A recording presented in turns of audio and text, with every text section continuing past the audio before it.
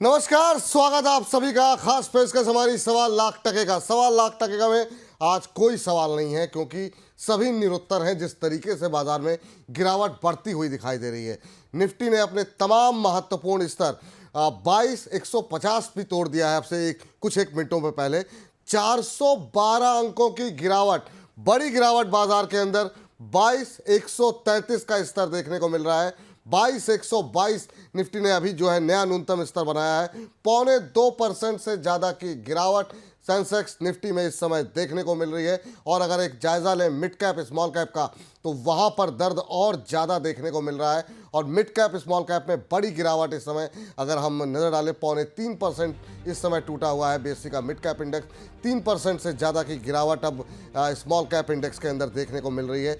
और अगर पिछले कुछ दिनों की बात करें तो यहाँ पर लगातार करीब 18 लाख करोड़ से ज़्यादा की मार्केट कैप मिड कैप और स्मॉल कैप में साफ हो चुकी है अपने हाई से। जिस तरीके से टूटा है, एक क्रॉस द बोर्ड सेलिंग देखने को मिल रही है। 5%, 7%, 8%।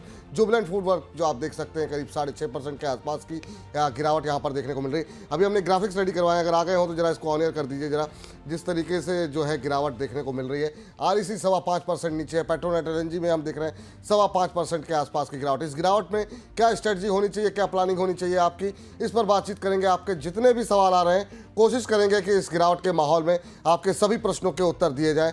तो इस गिरावट में बने रहिए लगातार आप बोनस के साथ। बोनस आपके साथ लगातार बना हुआ है। अवंती फीड 5% नीचे। जनसार टेक में बड़ी गिरावट है। एक क्रॉस द बोर्ड गिरावट देखने को मिली। आईटी पैक लेकर के आइए। आज आईटी में जो है सबसे ज़्यादा गिरावट देखने को मिल रही है। और आईटी में अगर हम बात करें टीसीएस की, टीसीएस इस समय जो है अच्छी खासी गिरावट के साथ कामकाज करता हुआ है। पूरे आईटी पैक में ही हम देख रहे हैं कि दर्द जो है आज ज़्यादा देखने को मिल रहा है, गिरावट जो है आज ज़्यादा देखने को मिल रही है। आईटी में बात करें, टीसीएस 3.5% नीचे, इन्फोसिस 4.25% नीचे, विप्रो में अब 5% की गिरावट हो चुकी है। तो पूरे आईटी इंडेक्स आप देख सकते हैं किस तरीके से बाजार को नीचे खींच रहा है। टेक महिंद्रा 5.5% नीचे, एम्फोसिस 5.5% नीचे, एचसीएल टेक में हम देख रहे हैं 3.5% के आसपास की गिरावट देखने को मिल रही है। सभी आईटी शेयरों में जो है वो दबाव काफ़ी ज़्यादा गहराता हुआ दिखाई दे रहा है। चलिए, हमारे साथ हमारे आज के एक्सपर्ट भी जुड़ चुके हैं। सर, बहुत बहुत स्वागत अविंदर जी आपका, और आज की चर्चा में जुड़ने के लिए। महत्वपूर्ण दिन, बड़ी गिरावट, आप पहली बार आए हैं सर हमारे साथ इस मंच पर, तो विशेष रूप से आपका स्वागत। कैसे देख रहे हैं स्पैनिक सेलिंग को आप?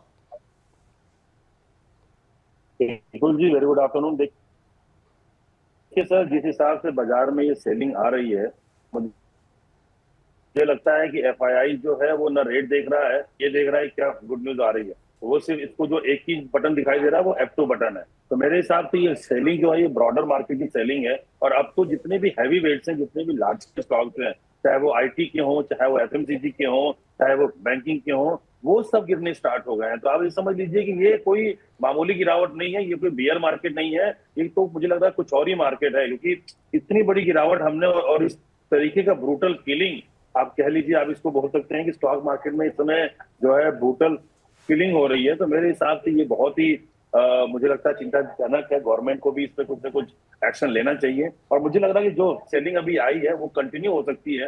हो सकता है कि हम अगले हफ्ते भी ये सेलिंग कंटिन्यू करें। आज देखिए मंथली क्लोजिंग है, आज वीकेंड भी है, तो मेरे हिसाब से लोग अपनी पोजीशन हल्की करके जाना चाहते हैं। कोई भी ओवरनाइट का रिस्क लेके जाना नहीं चाहता, जिसकी वजह से मुझे लग रहा है कि ये सेलिंग आज बहुत ज्यादा है। अगले हफ्ते सोमवार से नया मंथ स्टार्ट हो रहा है, नए जो है कॉन्ट्रैक्ट स्टार्ट हो रहे हैं। तो मेरे हिसाब से वो एक जो होगा मुझे लगता है देखना चाहिए। और मुझे लग रहा है कि अगले हफ्ते से बाजार थोड़ा सा, अगर 21,800 या 22,000 के रेंज में अगर बाजार थोड़ा सा वहां पे संभलेगा, तो वो एक मुझे लगता है कि जाकर के वहां थोड़ा बेस बन सकता है। बट मुझे सर कहीं से भी अभी कोई उम्मीद दिखने नहीं है। मुझे लगता है थोड़ा सा लोगों को जो अभी है यहाँ पेशेंस रखना पड़ेगा और बाजार को थोड़ा इंतजार करना पड़ेगा ऊपर आने के लिए। सर, बहुत लोग आपसे जुड़ करके सवाल पूछना चाह रहे हैं मिड कैप पे, स्मॉल कैप पे। बहुत सारे दर्शक जुड़ रहे हैं जो कि घबराए हुए हैं। मेरे फ़ोन पे लगातार फ़ोन बज रहे हैं कि क्या करें, अब क्या सब कुछ बेच बाच के निकल जाए। आप अब क्या सलाह देंगे इस समय? क्या पेशेंस दिखाने का वक्त है? क्या इस समय बाजार से बाहर निकलने का वक्त है? क्योंकि लोग अब इतना लॉस बियर भी नहीं कर सकते। लोग कह रहे हैं कि इतना लॉस बढ़ चुका है पोर्टफोलियो के अंदर कि उसको कैसे बेचें हम। एवरेजिंग के लिए पूछ रहे हैं, लेकिन जहाँ जहाँ लोगों ने एवरेजिंग की वहाँ से और भाव नीचे आ गए हैं। क्या सजेशन रहेगा आपको व्यूअर्स को? विपुल जी देखिए, एवरेज करने की तो बिल्कुल राय नहीं है, क्योंकि ऑलरेडी आप गड्ढे में हैं और आप और गड्ढा ऊपर से खोद रहे हैं अपने लिए। तो बेटर है इंतजार कीजिए, यहाँ पे आप बेच भी नहीं पाएंगे क्योंकि ऑलरेडी स्टॉक्स आपके आधे हो चुके हैं। मतलब हम 100 पॉइंट करते करते निफ्टी में अभी तक आप देखिए ऊपरी स्तरों से 4000 पॉइंट का फॉल आ चुका है। तो ये एक साइड नहीं हुआ है, ये धीरे धीरे करके आया है। तो आपको और हमको समझ में नहीं आया कि मेरा जो जो म्यूचुअल फंड था या जो मेरा जो स्टॉक का जो पोर्टफोलियो था वो आधा कब हो गया। तो बेटर यही है कि अभी इस समय ऐसे ऐसे मौके आते हैं बाजार में, ऐसी चीजें चलती है। हमने कोविड देखा, 2008 देखा, हमने ब्रेक्जिट देखा, बट हर एक गिरावट के बाद जी बाजार में ऊंचाई आती है। बाजार नए दर्शक हैं जो हमें सुन रहे हैं, प्लीज अभी जो है आप स्टॉक्स को होल्ड कीजिए, शांति से पेशेंस रखिए। बाजार और नीचे आएगा तो एवरेज करने की भी रहूंगा। सर, एक बार जरा आप अपना Average इंटरनेट नहीं कनेक्शन करना, चेक करिए बस सर, hold थोड़ा करना सा क्योंकि बाद लोग आपको सुनना चाह रहे हैं और मैं बीच बीच में आपकी आवाज़ कट जा रही है, तो थोड़ा सा एक बार इंटरनेट कनेक्शन एक बार चेक कीजिए। इस बीच अपने दर्शकों को बता दें, बाजार आप ग्राफिक्स के जरिए देख सकते हैं, बाजार लहूलुहान इस समय जिस तरीके की गिरावट देखने को मिल रही है। सितंबर की ऊंचाई से निफ्टी में 14-15% के आसपास का करेक्शन हो चुका है। निफ्टी स्मॉल कैप इंडेक्स अपनी ऊंचाई से 20% से ज़्यादा टूट चुका है। निफ्टी मिड कैप की बात करें तो 24% से ज़्यादा का करेक्शन यहाँ पर आ चुका है। मिड कैप और स्मॉल कैप शेयरों में अपनी ऊंचाई से अब तक 18.5 लाख करोड़ रुपए, जी हाँ 18.5 लाख करोड़ से ज़्यादा की मार्केट कैप यहाँ पर साफ हो चुकी है। तो ये स्थिति ऐसी है, ये सिचुएशन ऐसी है कि थोड़ा आप लोगों को भी पैनिक नहीं करना है, ये हमारे तमाम एक्सपर्ट आपको लगातार बता रहे हैं। और इस बीच आप देखिए रिकॉर्ड ऊंचाई से कितना टूटा है बाजार। Sensex 15%, Nifty 16%, mid cap Nifty की बात करें तो करीब 22%, स्मॉल कैप निफ्टी में 26% का करेक्शन यहाँ पर ऑलरेडी आ चुका है। और लगातार बाजार के अंदर ये लेवल्स जो है, गिरावट जो है वो लगातार बढ़ती हुई दिखाई दे रही है। और इस बीच 22,122 का लो अब से थोड़ी देर पहले हम बता रहे थे आपको, और अब 22,105 यानी 22,100 भी शायद आज टूट सकता है। 22,100 के काफ़ी नज़दीक निफ्टी इस समय 22,105 का लो, अब से कुछ सेकंड पहले 22,135 का लेवल इस समय देखने को मिल रहा है। 409 अंकों की गिरावट इस समय देखने को मिल रही है। एडवांस डिक्लाइन रेशियो में पूरी तरीके से बेयर्स ने अपना कब्जा जमाया हुआ है। 2544 शेयर ऐसे हैं जो गिर के कामकाज कर रहे हैं और महज 221 शेयरों में किस समय मजबूती देखने को मिल रही है। सेंसेक्स निफ्टी मिड कैप आप देख सकते हैं। तो ये सर जो कहा जाता है कि 20% के आसपास की गिरावट को हम हम बियर मार्केट कहते हैं, वो तो आ गया sir. Mid cap small cap तो ऑलरेडी 25% टूट चुके हैं। सेंसेक्स निफ्टी में भी हम देख रहे हैं करीब 20% के आसपास की गिरावट पहुंचती हुई दिखाई दे रही है। तो ऐसे में इस बाजार को क्या कहें सर, ये बियर मार्केट है क्या है राघवेंद्र जी? विपुल जी देखिए, ये देखते देखते बियर मार्केट कब कन्वर्ट हो गया समझ में भी नहीं आया। तो मेरे हिसाब से अभी इसको कुछ नाम देने से अच्छा है कि ये जो ब्लडबाथ स्टार्ट है, ये ब्लडबाथ में है। आप देखिए जो स्टॉक जो गिरे हैं, वो स्टॉक देखिए जो सबसे ज्यादा गिरे हैं। आप देखिए ट्रेंड 8,500 से स्टॉक आ गया 4,500 पे। मतलब ये स्टॉक जो 120 के पी मल्टीपल पे ट्रेड कर रहा था, आज भी वो 87 के पी मल्टीपल पे है और अभी भी वो एक्सपेंसिव है। तो देखिए इतने महंगे जो स्टॉक्स थे वही गिर रहे हैं सबसे ज्यादा। तो मैं ये नहीं मानता हूं। देखिए विप्रो अभी भी 11-12 पी मल्टीपल पे ट्रेड हो रहा है। वो स्टॉक पिछले 6 महीने में 300 रुपए से 280 रुपए आया है। तो मेरे हिसाब से जो महंगे स्टॉक्स हैं वही गिर रहे हैं। तो ये हमको देखना पड़ेगा कि कौन से स्टॉक महंगे हैं, कौन से सस्ते हैं, और हमें हमें हमें जो है कौन से स्टॉक लेना चाहिए, नहीं लेना चाहिए। तो मेरे हिसाब से मिड कैप स्मॉल कैप जो 25% 30% जो नीचे आ चुके हैं सर, देखिए आप मिड कैप इंडेक्स या स्मॉल कैप इंडेक्स देखोगे आप, तो वो अभी 60,000 से 45,000 पे आया है 20% में। लेकिन जो ऊपर गया था वो 10,000 से 60,000 गया था। तो हमने जो वैल्यूएशन दिया है वो 10,000 से 60,000 का दिया था, ऑलमोस्ट 600%। अभी तो स्टॉक में 25% ही नीचे है, 50% नीचे है। तो नीचे आने के चांसेस अभी भी हैं, मैं ये नहीं कहता हूं। लेकिन इस माहौल में आपको देखना पड़ेगा कि आपके पोर्टफोलियो में वो कौन से स्टॉक हैं जो अभी भी एक्सपेंसिव है। उनको एवरेज मत कीजिए, इंतजार कीजिए। मुझे लगता है जो सस्ते वैल्यूएशन है वो लीजिए, और मुझे लगता है दोबारा से रात जाएगी, फिर सुबह होगा, ये बाजार फिर ऊपर जाएगा। इस टाइम पे आपको घबराना बिल्कुल नहीं है, और पूरे शिद्दत से जो आपके स्टॉक्स हैं सोच समझ करके अच्छे से स्टॉक में निवेश कीजिए। अच्छे शेयरों को सस्ते में खरीदने का मौका है, घबराने का मौका नहीं है, ये लगातार राघवेंद्र जी कह रहे हैं। तो आप लोग पैनिक में ना आए, परेशानी में ना आए। आपके जो सवाल हैं उनके लेवल्स हम लगातार डिस्कस करेंगे। जो आप लोग अपने सवाल आप लोग हमें भेज रहे हैं, स्वाति मौर्य जी के सवाल के साथ शुरुआत करते हैं। कह रही हैं big fan of bonus. Thank you ma'am.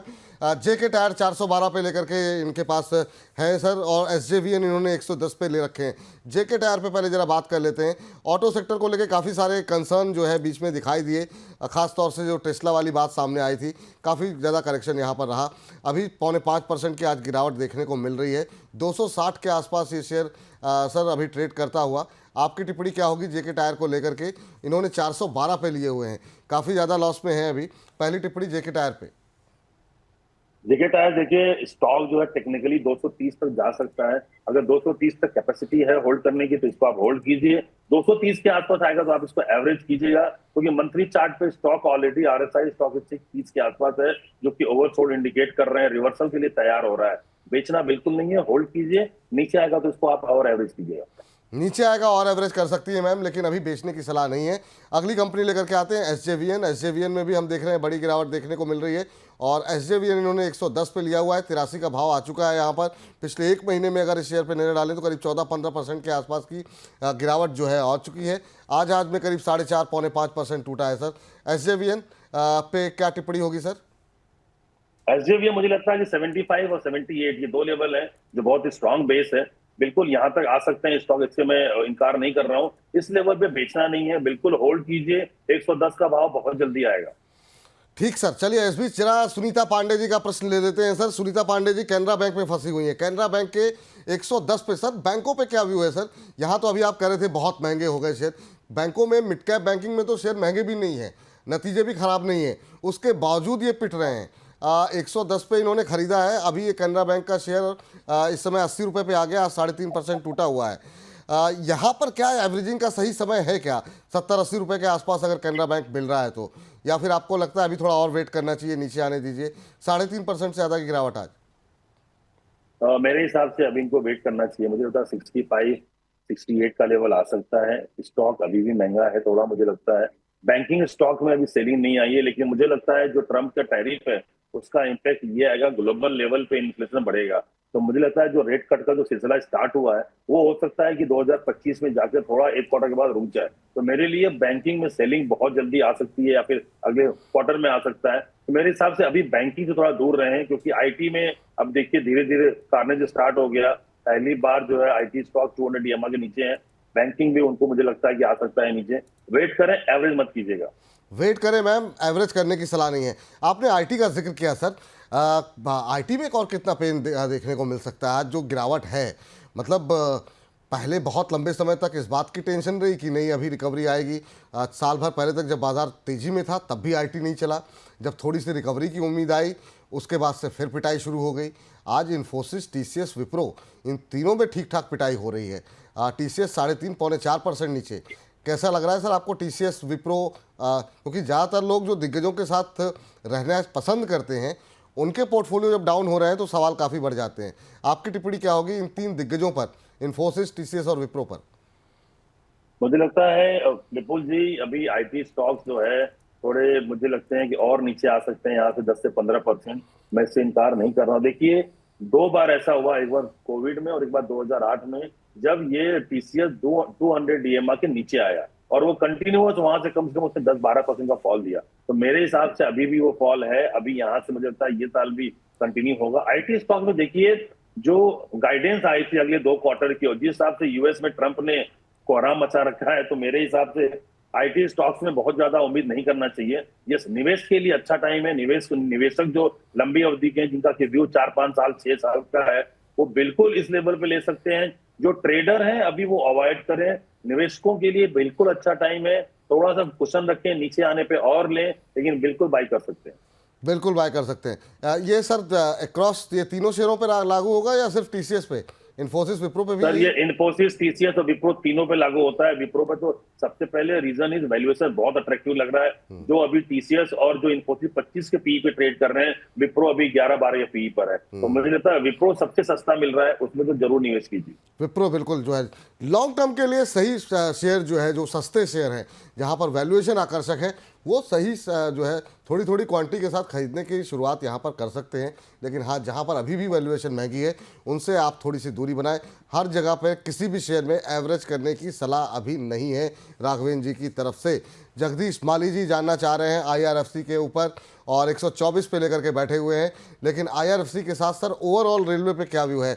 Railway ने काफ़ी पैसे बना करके दिए, लेकिन कई कंपनियों के नतीजे हमने देखा कि वो बहुत सेटिस्फैक्ट्री नहीं रहे। कंपनी को ऑर्डर मिल रहे हैं लगातार, बात सही है, लेकिन मार्जिन्स पे थोड़े से दबाव देखने को मिले हैं नतीजों में। अभी क्या करना चाहिए? आरवीएनएल, आईआरएफसी ये वो शेयर हैं जो कि हायर लेवल पे लोग काफ़ी समय से फंसे हुए हैं।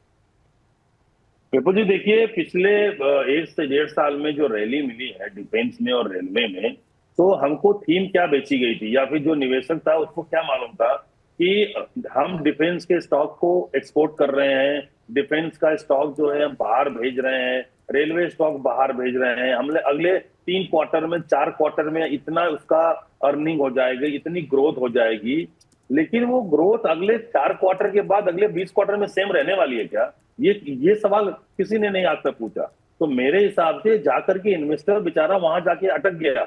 या जब इतनी ग्रोथ हर क्वार्टर में नहीं होने वाली है और जब बाजार इस चीज को रियलाइज किया है, तो बाजार ने जितने रेलवे स्टॉक है, डिफेंस स्टॉक है, सब नीचे आ चुके हैं। तो मुझे लग रहा है कि ये 2025 का साल जो है रेलवे और डिफेंस के लिए थोड़ा मुश्किल रहेगा।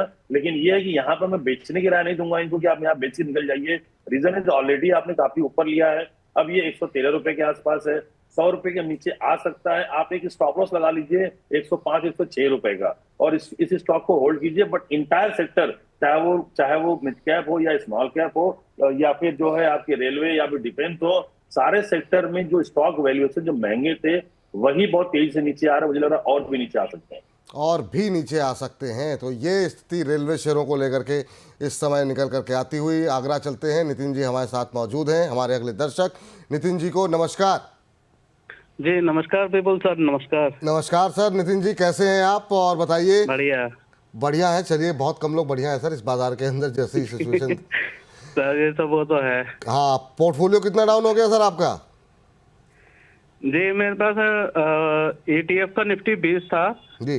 और ये गोल्ड में इन्वेस्टेड है और ये बजाज हाउसिंग फाइनेंस का था। कौन सा हाउसिंग फाइनेंस सर? जी Bajaj housing finance. Bajaj housing ये फाइनेंस। IPO मिला था मुझे। अच्छा अच्छा अच्छा, ओके। IPO में लेकर के बैठे हुए हैं आप।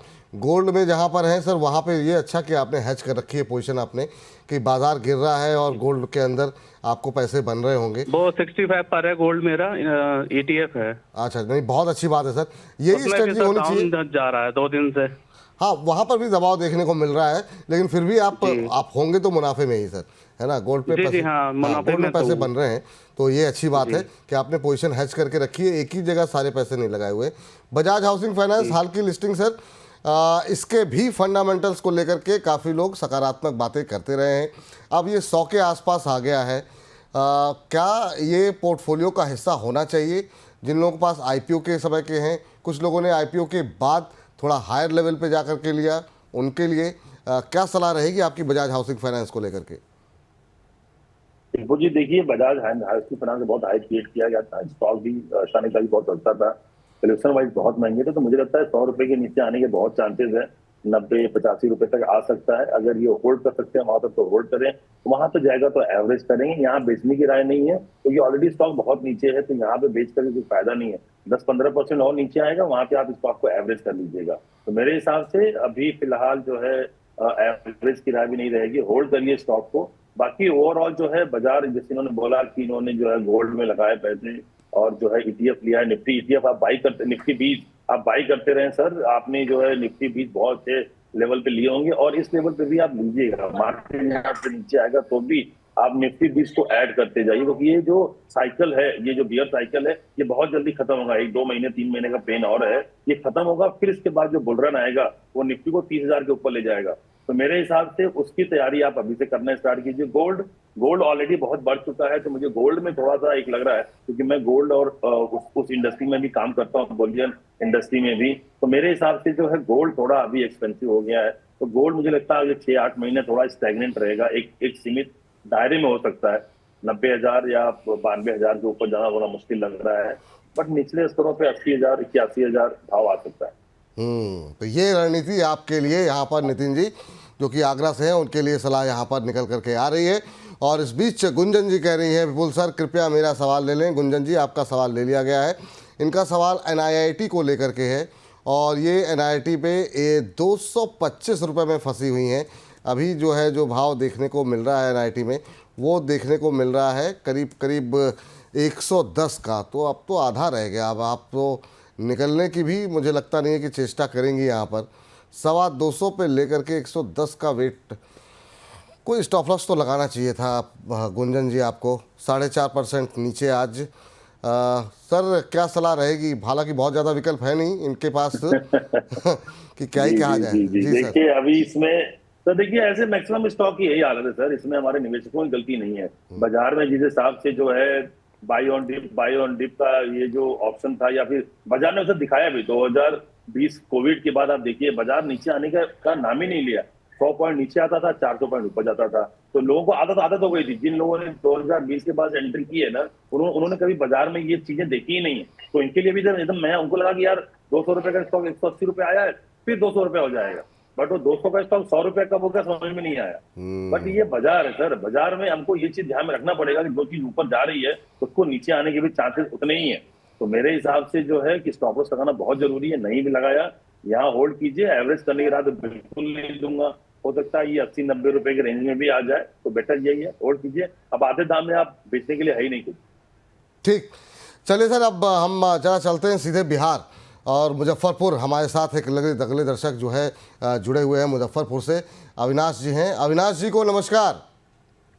नमस्कार सर, मेरा नाम अवनीश है सर। अवनीश हैं, चलिए माफ़ी चाहेंगे अवनीश जी आपके नाम का गलत उच्चारण करने के लिए। जो सूचना हमें मिली वो नाम हमने ले लिया। चलिए आप बताइए सर कैसे हैं आप? बहुत बढ़िया है। राघवेंद्र सर को नमस्कार कहिए मेरा। अरे राघवेंद्र जी सुन रहे हैं आपको, नमस्कार आपका उन्होंने स्वीकार कर लिया है। नमस्कार सर। नमस्कार अवनीश जी। जी, तो अवनीश जी क्या करते हैं मुजफ्फरपुर में? पर अनाज व्यापारी हैं। हाँ, आपसे बात हो चुकी है एक बार। हाँ, बिल्कुल बिल्कुल याद हो गया मुझे। हाँ, क्या चैनल पर जानकारी दी गई थी जो अगर 155 के लेवल पे अगर फिर से वापस आता है तो एवरेज करना चाहिए। किस पे सर? इरिडा पे? जी, अब तो कोई भी लेवल आ जाए सर, अब कुछ कहना थोड़ा सा। इसलिए आज रुक गए हैं सर। आज ही एफएनडो में शामिल हुआ है इरिडा का शेयर और 155 की बात आप कर रहे हैं, अब तो 153 हो चुका है। 7.5 8.5% नीचे इरिडा में इतनी भयंकर गिरावट, क्या कहा जाए सर? क्या कहेंगे सर? 310 का 52 वीक हाई है, आधे पे आ गया है। 34 से चलना शुरू हुआ था IPO जब आया था इसका, क्या रिटर्न दिए इसने? अब क्या करें, कहाँ एवरेज करें ये? सर अगर मैं तो बोल रहा हूँ कि मुझे ताज्जुब नहीं होगा अगर ये 100 रुपए के नीचे आ जाए। तो जिस हिसाब से स्टॉक चला था उस हिसाब से ये लग रहा था कि ये स्टॉक सीधा स्काई रॉकेट हो जाएगा। पता नहीं ऐसी कौन सी एनर्जी बना रहा था जो कि 35 रुपए का स्टॉक 300 रुपए हो गया। बिल्कुल तो बिल्कुल सर देखो वैल्यूएशन वाइज जब हम बाजार जब नीचे आता है ना, जब हम बुरे टाइम में आते हैं तब सोचते हैं। जब हमारा अच्छा टाइम होता है तो हम सोचते नहीं कि हम कहाँ पैसे खर्च कर रहे हैं। तो हम आज भी देखिए आप निफ्टी का जो अगर आप देखेंगे 2021 के मार्च में जो इसका पी रेशियो था वो 41 का था और अचानक से 1 अप्रैल 2021 को इसका पी रेशियो 31 कर दिया गया। कुछ कैलकुलेशन चेंज किए गए आरबीआई मतलब सेबी आरबीआई के द्वारा। बट आज भी अगर मैं वो रेंज पकड़ता हूं तो आज भी हम 30 के पी पर ट्रेड कर रहे हैं, 28 रुपए के पी पर ट्रेड कर रहे हैं निफ्टी में। हम अभी भी बहुत महंगे हैं सर पूरी दुनिया में। तो मेरे हिसाब से उसी का असर है कि स्टॉक जो इतना तेज नीचे आ रहे हैं और ये थोड़ा सा और हो सकते हैं। तो राय यही है कि अगर आप निकल सकते हैं या फिर एक स्टॉप लॉस देना हो तो 140 का सर आप अवनीश जी स्टॉप लॉस दे दीजिए और स्टॉक मार्केट से कुछ दिनों के लिए थोड़ा शांति रखिए। एवरेज मत करिए, वेट कीजिए, ये महीना भी निकल जाने दीजिए क्योंकि ये जो रात है ये रात निकलेगी, सुबह भी आएगी, बाजार ऊपर भी जाएगा। लेकिन अच्छे लेवल पे आप लेंगे स्टॉक, सस्ते वैल्यूएशन पे लेंगे तो पैसा देगा। आप महंगे लेंगे, महंगा फिर आपको रिटर्न नहीं मिलेगा। तो बेटर है इंतजार कीजिए। आप तो अनाज व्यापारी हैं, आपको पता होगा गेहूं चावल के दाम अगर सस्ते होते हैं तो इसको आप जो है मार्केट रेट से खरीद लेते हैं, बाद में बेचते हैं ऊंचे दाम पे। लेकिन अगर अनाज के दाम ही एकदम महंगे हो तो उनको लेकर के बेचना थोड़ा मुश्किल होगा। तो आपकी भाषा में सिंपल यही है, बिल्कुल वेट करें, एवरेज मत कीजिए। बिल्कुल अवनीश जी, तो थोड़ा सा धैर्य बना करके रखिए। अभी थोड़ा सा बस जो नुकसान हो रहा है उसको देखते रहिए। अभी बाजार की दिशा स्पष्ट हो जाने दीजिए, पता लग जाए कि हाँ अब बाजार में सिम्टम इस तरह के आ रहे हैं कि मतलब अब रिकवरी के मोड में आएगा बाजार, उस समय जो है आपको लेवल बताए जाएंगे और राघवेंद्र जी से पूछेंगे, तब एंट्री लेंगे तो ज़्यादा बेहतर रहेगा सर। अभी थोड़ा सा बस बिल्कुल आंख बंद करके देखते रहिए सामने स्क्रीन के ऊपर क्या कुछ चल रहा है। भैरव जी हैं, भैरव जी जानना चाह रहे हैं, कह रहे हैं कि विपुल सर राधे राधे। राधे राधे आपको भी। कह रहे हैं कि बुरी तरह फंसा हुआ हूँ, क्या करूँ। एंजल वन ले रखे हैं सर 3440 पे। अब एंजल वन में भी हमने देखा कि जब बाज़ार ऊपर जा रहा था, ये एंजल वन हो, बाकी जितनी भी ब्रोकरेज फर्म से काफ़ी शानदार नंबर्स आ रहे थे कि इतने ग्राहक जोड़ लिए। अब जब से बाज़ार गिरने लगा वो सारे नंबर्स गायब हो गए हैं। ये शेयर भी काफ़ी तूफ़ानी रफ्तार से ऊपर गया था। अब 3440 पे इन्होंने लिया हुआ है, 2116 का लेवल तो आ गया। और कितना नीचे जा सकता है सर? 4.5% नीचे है। क्या करें, ये भी ये जानना चाह रहे हैं कि क्या एवरेज करना चाहिए या नहीं। तो देखिए अब तो आधा हो चुका है, तो डेफिनेटली थोड़ा बहुत आप एवरेज कर सकते हैं, लेकिन 1800 रुपए या मुझे लगता है कि 1750 का लेवल आ सकता है, मैं उससे इनकार नहीं कर रहा हूँ। रिवर्सल के चांसेस बहुत ज्यादा हैं बिकॉज स्टॉक ओवरसोल्ड जोन में है। और देखिए वैल्यूएशन वाइज अभी भी बोलूंगा, जितने ब्रोकिंग हाउसेस थे जिसको कि जितने कस्टमर जोड़े उतने कस्टमर जोड़े रोज डेटा आया करता था। ये जो सेबी है जिन्होंने नए नए रूल्स लाए, जो मार्केट को रिटेल इन्वेस्टर को बचाने के लिए जो नई नई चीजें लेके आई, ये उसका भी कारण है जिसकी वजह से बाजार में इतनी बड़ी गिरावट आ रही है। तो मुझे लग रहा है कि ये कंटिन्यूएशन हो सकता है बिकॉज जो लोग आप बिलीव नहीं करेंगे, कम से कम 60 से 65 लाख SIP बंद हुए हैं और करीब करीब 1 करोड़ के आसपास डीमेट अकाउंट बंद हुए पिछले 5 महीने में। नए अकाउंट ओपन नहीं हुए कि 5 करोड़, इसमें से 5 महीने में 1 करोड़ डीमेट अकाउंट बंद हुए हैं। तो मेरे हिसाब से ये नंबर और बढ़ सकता है। तो जितने ब्रोकिंग हाउसेज हैं, जितने एक्सचेंज हैं, उनकी इनकम कम होगी तो उनके ये क्वार्टरली रिजल्ट में दिखेगा, इसलिए ये उनके स्टॉक प्राइस में दिखाई दे रहा है कि वो स्टॉक नीचे आ रहा है। तो मेरे हिसाब से एवरेज करना हो तो यहाँ थोड़ा बहुत कीजिए, 1700 के लिए थोड़ा सा और जगह छोड़िए, वहां एवरेज कीजिएगा। चलिए, तो ये स्थिति आपके लिए है सर। और यहाँ पर इस बीच जो है अगले दर्शक का प्रश्न लेते हैं और कुछ एक लोगों की टिप्पणी भी आ रही है। कह ज्वाइन स्टडी के नाम से एक हमारे दर्शक हैं, कह रहे हैं बहुत देर से मैं कॉल लगाने की कोशिश कर रहा हूं लेकिन स्विच ऑफ बता रहा है। सर आप अपनी जो भी टिप्पणी हो यहीं पे मैसेज करके भेज दीजिए, आपकी टिप्पणी को ले लेंगे, क्योंकि बहुत सारे जो हमारे लोग हैं वो कॉल भी कर रहे हैं और हमारी जो टीम है वो उनको कॉल बैक कर रही है, तो इस वजह से हो सकता है कि फ़ोन ना मिल पाए। तो आप ज़्यादा परेशान मत होइए सर। चूँकि अभी हम एंजल वन पे बात कर रहे थे, इसी तरह की रैली हमने CDSL और BSE के अंदर भी देखी थी। तो इस तरह के जो शेयर हैं और वहाँ पर भी पैनिक देखने को मिला है, वहाँ पर भी दबाव ज़्यादा देखने को मिल रहा है। अगर आपकी टिप्पणी हम जानना चाहेंगे CDSL BSE में क्या करें, क्योंकि बाज़ार समाप्त तो होगा नहीं, बाज़ार में फिर रिकवरी आएगी, फिर नए तरह के इन्वेस्टर आएंगे। अगर लॉन्ग टर्म का नज़रिया है तो क्या CDSL BSE जैसे शेयर पोर्टफोलियो का हिस्सा होने चाहिए या नहीं? अगर लॉन्ग टर्म का व्यू है तो ये बहुत अच्छा टाइम है सारे स्टॉक्स को बाई करने के लिए। देखिए 26,500 पे जो स्टॉक था, अभी 22,500 पे आपको आधे से कम दाम पे मिल रहा है, मतलब आधे से भी कम हो चुका है। तो मेरे हिसाब से बिल्कुल सही टाइम है। देखिए विपुल जी, मुझे लगता है कि BSE, NSE, CDSL या जो लिस्टेड कंपनियां हैं जो इस इंडस्ट्री में काम करती हैं, ये बिल्कुल सही टाइम है बाई करने का। रीजन क्योंकि ये बाजार 2, 3, 4, 5 महीने केवल नीचे हो सकता है, मुझे लगता है लंबी अवधि में स्टॉक हमेशा पैसा देगा। तो वो सिस्टम अभी भी है, आगे भी रहेगा। हमने 2008 भी देखा, उसके बावजूद भी बाजार ने नए ऊंचाइयां छुई। 2020 में कोविड देखा, जिसके पास लोगों के पास इतनी प्रॉब्लम थी, फिर भी लोगों ने बाजार में निवेश किया। आज भी हम देख रहे हैं 2024-25 ये 25 का भी जो बेयर मार्केट है ये भी खत्म होगा। मुझे लगता है बहुत जल्द सूरज उगेगा और नई ऊंचाई तरफ बाजार जाएगा। ठीक है सर। चलिए, तो ये बात जो है आप लोग मतलब इसे कहते हैं ना, गांठ बांध करके समझ लीजिए कि ठीक है, ये एक फेज़ है बाज़ार का। उस दौर पे कोई बात नहीं कर रहा था जिस दिन हम देख रहे थे कि कोई भी शेयर कितना भी महंगा हो और कहें भी अगर कि भाई इस शेयर को मत लीजिए, तो अगले दिन कमेंट बॉक्स पे टिप्पणी आ जाती थी कि आपने मना किया था, उसके बावजूद जो है हमने ख़रीदा और देखिए हमको प्रॉफिट हो रहा है। तो बहुत ज़्यादा शेयर ऐसे रहे जिनकी अनयूजुअल हम देख रहे थे कि वैल्यूएशन बढ़ती हुई दिखाई दे रही थी। जो नंबर्स थे उनके नतीजे जो थे वो सपोर्ट नहीं कर रहे थे, लेकिन लिक्विडिटी का फ्लो ऐसा था कि हर कुछ चल रहा था। तो अब वो चीज़ें करेक्ट हो रही हैं, वो सही हो रही हैं। तो थोड़ा सा आप लोगों को धैर्य बनाना पड़ेगा, और अगर आप ऊपर के महंगे लेवल पे लिए हुए हैं तो इस दर्द को आपको बर्दाश्त करना पड़ेगा। और बार बार हम आपको दिखा रहे हैं किस तरीके का पैनिक आज देखने को मिल रहा है। सेंसेक्स निफ्टी मिड कैप में हम देख मिड कैप और स्मॉल कैप में पेन ज़्यादा है, 22 से 26%। जो लोग अभी हमारे साथ दर्शक जुड़ रहे हैं, आज की इस गिरावट को एक बार लगातार आप देखते रहिए। सेंसेक्स निफ्टी में 15-16% की गिरावट आ चुकी है अपने पीक से। 22 से 26% का करेक्शन मिड कैप में और स्मॉल कैप में हम देखने को मिल रही है। आज की बात करें, जरा स्क्रीन पर जरा एक बार दिखा दीजिए। आज जो तमाम सपोर्ट लेवल थे वो टूटते हुए दिखाई इस समय देख रहे हैं, दे रहे हैं। करीब 0.25% हमने ग्राफिक बनाए थे 1.5% के, जब तक ऑन एयर हुए 0.2% से ज़्यादा निफ्टी टूट गया। 22,105, ये मुझे लगता है 22,100 आज शायद होल्ड करता हुआ दिखाई दे रहा है निफ्टी फिलहाल के लिए अभी तक की। लेकिन क्लोजिंग बेसिस पे अभी भी जो है समय बाकी है। देखना ये होगा कि आखिरी के घंटे में बाजार किस तरीके से बिहेव करता है।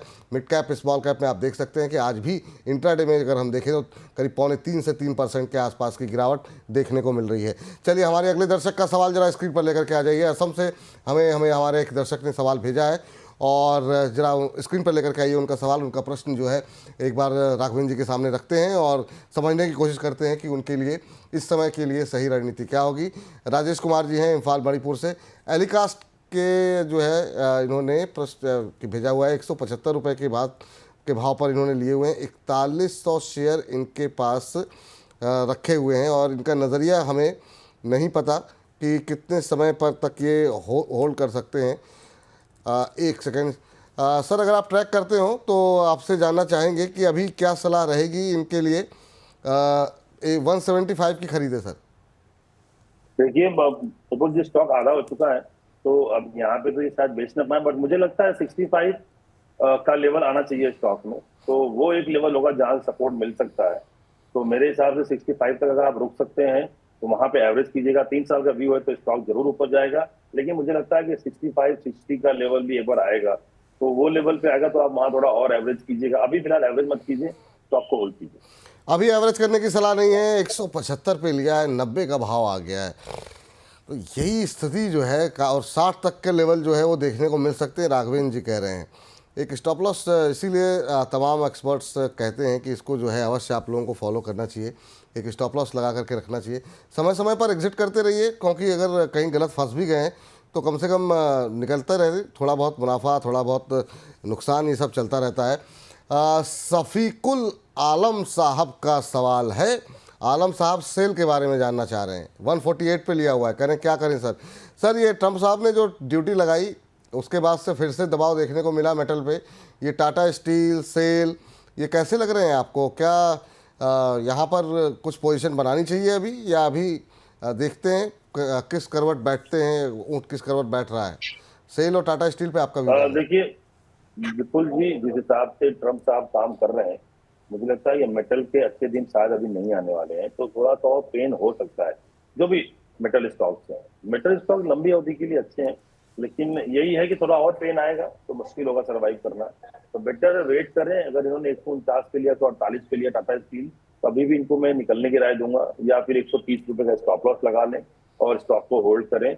बट मेरे हिसाब से टाटा स्टील 120-110 रुपए के रेंज में आ सकता है, इस चीज का ध्यान रखें। मेटल में थोड़ी मुझे लगती है मंदी और आ सकती है, क्योंकि मेटल एक ऐसा है जो कि चाइना को अगर ट्रंप साहब को अगर चाइना को डोमिनेट करना हो तो मेटल के थ्रू ही कर सकते हैं। तो मेटल स्टॉक्स हमेशा जो है वो हॉट किक बना रहेगा इनके लिए, तो उसमें हमेशा जो है टेंशन रहेगी। मेटल को बेच के चलिए, और मुझे लगता है कि इनके पास है टाटा स्टील, तो स्टॉप लॉस लगा लें 130 का और होल्ड करें। होल्ड करें, आपके लिए फ़िलहाल के लिए यही सलाह रहेगी कि फ़िलहाल होल्ड करके चलें, वो ज़्यादा बेहतर रहेगा आपके लिए। और इस बीच अगले दर्शक जो हैं वो बैंक ऑफ बड़ौदा को लेकर के विकी जी जानना चाह रहे हैं। विकी सिंह सम्राट जी बैंक ऑफ बड़ौदा के शेयर लिए रखे हैं इन्होंने 232 पर, और जानना चाह रहे हैं क्या करें सर। ये फिर से वही पीएसयू बैंकों को लेकर के बातचीत। पीएसयू में अगर रुकना हो तो क्या दिग्गजों के साथ जाएं या फिर मिड कैप के साथ जाएं? एसबीआई बैंक, बीओबी, कैसे लग रहे हैं सर आपको? अभी क्या करना चाहिए? और देखिए, बैंक ऑफ बड़ौदा हो या पीएसयू हो, पीएसयू बैंक हो, ओवरऑल पीएसयू बैंक में प्रॉफिट बुकिंग कंटिन्यू है और ये कंटिन्यू रह सकती है। मैंने बोला अभी इन्फ्लेशन का डर है, बिकॉज अभी जो है ट्रम्प जो है उन्होंने इंडिया पे लगाए हैं टैरिफ, मतलब यूरोपियन यूनियन पे लगा रहे हैं। गोल्ड ऊपर है, अभी क्रूड थोड़ा नीचे, क्रूड ऊपर चला गया तो और मुश्किल हो जाएगी। तो बैंकों के लिए ये सबसे बड़ा पेन है। मुझे लगता है कि थोड़ा सा अभी बैंकों से दूर रहें, क्योंकि मुझे लग रहा है कि बैंकों में रेट ऑफ इंटरेस्ट का डर है। शायद हो सकता है 2025 में जो आरबीआई गवर्नर ने भी बोला था कि 3 बार रेट कट हो सकता है, और यूएस की जो फेडरल रिजर्व है उन्होंने कहा था, बट मुझे थोड़ी उम्मीद कम लग रही है। तो हो सकता है इन्फ्लेशन का डर है, तो जितने पीएसयू बैंक है या बैंक हैं तो उसमें थोड़ा सेलिंग प्रेशर रह सकता है। ठीक है सर, और इस बीच जरा देखते हैं कौन कौन से सेक्टर ऐसे हैं जो कि अपने 52 हफ्तों के उच्चतम स्तर से तेजी के साथ नीचे आते हुए दिखाई दिए हैं। चलिए, तो मीडिया में सबसे बुरी पिटाई हुई है, 37% की गिरावट। मीडिया शेयर अगर आपके पास है तो 37% अगर इंडेक्स टूटा है तो आप सोच लीजिए कि आपके पोर्टफोलियो के शेयर कितने डाउन होंगे। रियल्टी में बड़ी पिटाई हो रही है, जिस पर अभी तक हमने बात की नहीं है। इस पर भी जरा एक दो शेयरों पर बातचीत करेंगे आपसे जरा इस ग्राफिक्स को पढ़ने के बाद। तेल गैस शेयरों में हम देख रहे हैं 30% के आसपास की गिरावट देखने को मिली है अगर आपने ऊंचाई पर लिया हो तो। ऑयल एंड गैस सेक्टर जो है 30% टूटा है अपने हाई से।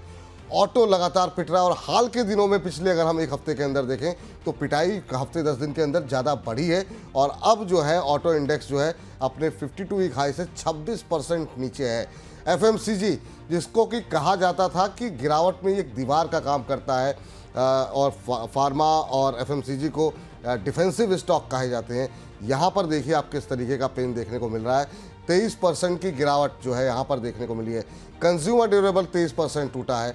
आईटी में अच्छी खासी गिरावट देखने को मिली है। यहाँ पर भी बीते कुछ दिनों में गिरावट ज़्यादा गहराई है, और आज तो खैर गिरावट है ही है। आईटी इंडेक्स में सबसे ज़्यादा आज की गिरावट को लीड कर रहा है आईटी इंडेक्स। तो मीडिया, रियल्टी, तेल gas, auto, FMCG, consumer durable और आईटी इंडेक्स में हम देख रहे हैं सबसे ज़्यादा गिरावट जो है वो देखने को मिल रही है। सर, यहाँ पर कोई ऐसा सेक्टर है जो आपकी स्क्रीन पर है जिनमें आपको लग रहा है कि इस सेक्टर के अंदर चुनिंदा अच्छे शेयरों में बाइंग की सही अपॉर्चुनिटी है? क्या रियल्टी वो हो सकता है क्योंकि रेट कट की शुरुआत हुई है? नहीं विपुल जी, मुझे बिल्कुल नहीं लगता कि रियल्टी मेंटेन करना चाहिए, क्योंकि रेट कट मुझे लग रहा है कि थोड़ा अभी सस्पिशियस होगा। अनसर्टेनिटी अभी जैसे ट्रम्प साहब का कोई और ना कुछ पॉजिटिव न्यूज ना आए उधर से, जब तक वो नहीं आता मुझे नहीं लगता, क्योंकि इन्फ्लेशन का खतरा बना हुआ है पूरे ग्लोबल मार्केट में। तो मेरे हिसाब से कि अभी यहाँ से निफ्टी में गिरावट और आ सकती है, आईटी स्टॉक्स में गिरावट और बढ़ सकती है आने वाले समय में। तो मेरे हिसाब से अभी फिलहाल इन सेक्टर से दूर रहे। रियल एस्टेट में मुझे लगता है केवल एक ही स्टॉक था जो थोड़ा मुझे स्ट्रॉन्ग लग रहा था, वो था डेवलपर्स, बट वो भी मुझे लग रहा है कि 1200 के नीचे जब से आया 1100 या 1000 रुपए के रेंज में आ सकता है। तो ओवरऑल पिक्चर अभी रेड है, अभी इस पर मैं लेने की हिम्मत नहीं हो रही है, लेकिन मुझे लग रहा है कि ऊपरी स्तर में अगर बाजार रिवर्स लेता है यहाँ से तो थोड़ा बहुत प्रॉफिट बुक करिए, या थोड़ा बहुत जो अपने स्टॉक जो नहीं निकले हैं तो थोड़ा और हल्का कर लीजिए, क्योंकि इन्फ्लेशन का डर है और वो मुझे लगता है कि 31 मार्च तक रहेगा, क्योंकि ये साल प्रॉब्लम होने वाला है। तो अभी देखते हैं, क्योंकि कल से मेरे ख्याल से 4 मार्च से शायद ये मतलब इंडिया पे टैरिफ आ रहा है 25% का और चाइना पे 10% का एडिशनल, तो वो अगर आता है तो और बाजार में गिरावट आ सकती है। वो गिरावट और हो सकती है, लेकिन मेरा सवाल जो है बाकी सारे इंडाइसेस को लेकर था, एक एक करके उस इंडाइसेस से बातचीत करेंगे, लेकिन एक दो सवाल फटाफट पहले ले लेते हैं। पूजा जी जानना चाह रही है एनएचपीसी को लेकर के 82 के भाव पर लिया हुआ है, इन्होंने कह रही क्या एवरेज कर सकती हूँ? सबके सवालों में आखिर में एवरेज शब्द जरूर आ रहा है। लोगों को लग रहा है कि शायद यहाँ पे कॉस्टिंग जो है वो कम करने का सही मौका है, लेकिन राघवेंद्र जी मना कर रहे हैं अभी नहीं, अभी सही वक्त नहीं है। लेकिन सर, एनएचपीसी पे आपकी टिप्पणी जानना चाहेंगे। एक और पीएसयू एससीसी हिंदुस्तान कंस्ट्रक्शन 37 पे लेके बैठे हुए हैं गौतम जी, जानना चाह रहे हैं क्या करें? शुरुआत एनएचपीसी पे अच्छी बात ये ज़्यादा लॉस पे नहीं है, 10 रुपये का लॉस हो रहा है अभी। देखिए एनएचपीसी अभी अगर आप चाहें तो यहाँ से निकल सकती हैं, एवरेज करने की राय जो नहीं दूंगा, 65 62 तक आ सकता है, वहां एवरेज कीजिएगा। अगर स्टॉप लॉस लगाना हो तो 68 का आप स्टॉप लॉस लगा के स्टॉक को होल्ड कीजिए। ठीक, इसी के साथ साथ हिंदुस्तान कंस्ट्रक्शन एक और पीएसयू का शेयर सर, और 37 पे लेकर के बैठे हुए हैं, और ये जानना मेरे हिसाब से जी, मेरे हिसाब से एससीसी जो है 37 का स्टॉक है, उसने 32 का जब लेवल तोड़ दिया वहीं पे इनको जो निकल जाना चाहिए था, बट अभी भी अगर होल्ड में है तो मेरे हिसाब से 23-24 ये अभी लोअर लेवल है, 20 रुपए के नीचे एक बार दिखा सकता है। 21 रुपए 60 पैसे का स्टॉप लॉस लगा लीजिए और स्टॉक को होल्ड कीजिए। पीएसयू की बात को थोड़ा सा और आगे बढ़ाते हैं। एनबीसीसी 3.25% नीचे है आज की, और अगर पिछले अगर हम 5-6 महीने की बात करें तो करीब 40-45% टूट चुका है, 41-42%। यहाँ पर भी बहुत पोजीशन है, पीएसयूज में पोजीशन काफ़ी बड़ी फंसी हुई है और लोग पैनिक में ज़्यादा हैं पीएसयूज के अंदर। एनबीसीसी में क्या करें सर, आज भी 3-4% टूटा हुआ है। देखिए विपुल जी, जिस हिसाब से पीएसयू थीम चली थी, जैसे मैंने अभी डिस्कस किया, रेलवे, डिफेंस और पीएसयू, ये सब के सब पीएसयू स्टॉक जो पिछले 1-1.5 साल में 4 गुना, 5 गुना, 8 गुना, 10 गुना हो गए, आप देखिए। तो अब कहीं ना कहीं जब प्रॉफिट बुकिंग आएगी तो वो भी ऐसे ही आएगी ना। जब स्टॉक 10 रुपए का 100 रुपए हुआ तब आप बहुत खुश हो रहे थे, अब 100 रुपए का स्टॉक जब 50 रुपए हुआ तो दुखी हो रहे हैं। ऐसा नहीं होना चाहिए। देखिए ये बाजार है, मोमेंट दोनों साइड का रहने वाला है। तो जो भी हमारे निवेशक हैं बिल्कुल घबराए नहीं, ये बाजार में चलता रहता है। आपको बस रॉक सॉलिड स्टॉक को होल्ड करना है, एवरेज करने के लिए इंतजार कीजिए। स्टॉक थोड़ा और नीचे मिलेगा या एवरेज करने के लिए अगर 50% नीचे है एवरेज कर लीजिए, 60%, 70% नीचे आ गया तो एवरेज कर लीजिए। लेकिन स्टॉक अभी 10%, 15% नीचे है, वहां एवरेज मत कीजिए मेरे हिसाब से। तो जो भी पीएसयू बैंक में या पीएसयू स्टॉक्स में या जितने भी डिफेंस स्टॉक्स हैं, इन सब स्टॉक्स में जो अटके हुए हैं, उन सबसे मेरी यही रिक्वेस्ट है, यही विनती है कि अब यहाँ पे पैनिक होने की जरूरत नहीं है, क्योंकि आपने बैड टाइम ऑलरेडी देख लिया। जो आधा हो सकता था आपके पास, आधा आपने ऑलरेडी देख लिया। अब आधा के पास और खोने, देखिए ये कंपनियां जीरो नहीं होने वाली, ये कंपनियां बंद करके भागने वाली नहीं है। स्टॉक प्राइस नीचे है, वो 2 महीने, 3 महीने, 4 महीने नीचे रह सकता है। इसके बाद जो रैली मिलेगी आप जो बिलीव भी नहीं कर सकते कि वो रैली कितनी बड़ी होने वाली है। तो इसलिए बोलूंगा कि आप अभी यहाँ पे बिल्कुल पेशेंस रखिए, पैनिक मत होइए। स्टॉक को एवरेज करने की जगह इंतजार कीजिए, देखिए, वेट कीजिए।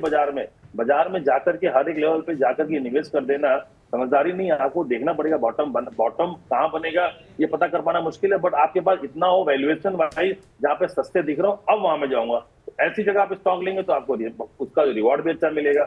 इसलिए इंतजार कीजिए और वेट कीजिए। मुझे लगता है कि हम लोग रेगुलर बने हुए हैं। मैं बाजार का बहुत बड़ा एक्सपर्ट तो नहीं हूँ, लेकिन हाँ इतनी राय आप लोगों को दे सकता हूँ कि बिल्कुल अगर बॉटम बन रहा है बाजार में या फिर जहाँ पे वैल्यूएशन सस्ते हैं, वो स्टॉक्स में एंट्री तब करनी चाहिए। वो हम लोग आपस में एक बार डिस्कस करेंगे। अभी फिलहाल थोड़ा सा शांति रखिए, have patience, wait and watch. Wait and watch की भूमिका रहेगी। सर, जियो फाइनेंस एक और ऐसा शेयर जिस पर कि काफ़ी लोगों के सवाल हमारे पास हैं, और जियो फाइनेंस पे जहां से चला था वहां पर पहुंच गया है, बल्कि उससे नीचे आता हुआ दिखाई दे रहा है। 200 के आसपास जियो फाइनेंस कैसा लग रहा है? अगर फंडामेंटल अच्छे हैं जियो फाइनेंस के, तो ये क्या अब जो है लिया जा सकता है लॉन्ग टर्म के लिहाज से? जिन लोगों को उस समय अच्छा लग रहा था, वो अभी क्या इसमें कोई खराबी तो नहीं दिखाई दे रही? आपकी टिप्पणी क्या होगी?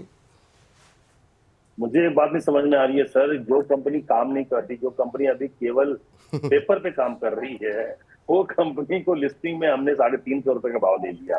चलो ठीक है, वो आया भी, स्टॉप लॉस नहीं लगाया हमने कई बार डिस्कस किया। मैं और भी कई चैनल पे रहता हूँ, मैंने वहां भी जो है हर बार डिस्कस किया कि स्टॉप लॉस लेके चलिए। आप कहीं भी जाइए 10-5% का, क्योंकि कंपनी काम नहीं कर रही है। कंपनी जब रियल में जब काम करेगी, जब वहां बैलेंस शीट आएगा, जब प्रॉफिट बनेगा, फिर हम देखेंगे कंपनी के क्या विजन है। तो अभी हम वो कंपनी में निवेश कर रहे हैं कि जहां पे कि कंपनी का सिर्फ बैकिंग जो है, उनका नाम किससे है जुड़ा हुआ, रिलायंस इंडस्ट्री से। इस नाम पे हम निवेश नहीं कर सकते ना, क्योंकि ऐसी और भी कंपनियां बहुत है जहां पे रिलायंस का बैकअप है, बट वो कंपनियां पिछले 10 साल में उन्होंने कुछ भी अभी तक दिया नहीं रिटर्न। तो बेटर यही है कि अभी जियो फाइनेंस को मुझे लगता है कि 200 रुपए के नीचे बहुत जल्द आएगा, 190, 180 वेट कीजिए। जहां पे लगता है वैल्यूएशन नीचे आ चुका है, अभी भी वे करीब मुझे लगता है 60-70 की पीए जो है मल्टीपल पे ट्रेड हो रहा है। तो वेट कीजिए और मुझे लगता है कि उसके बाद इंतजार कीजिए और इंतजार करके फिर लीजिएगा। अभी मुझे लगता है अवॉइड करना चाहिए।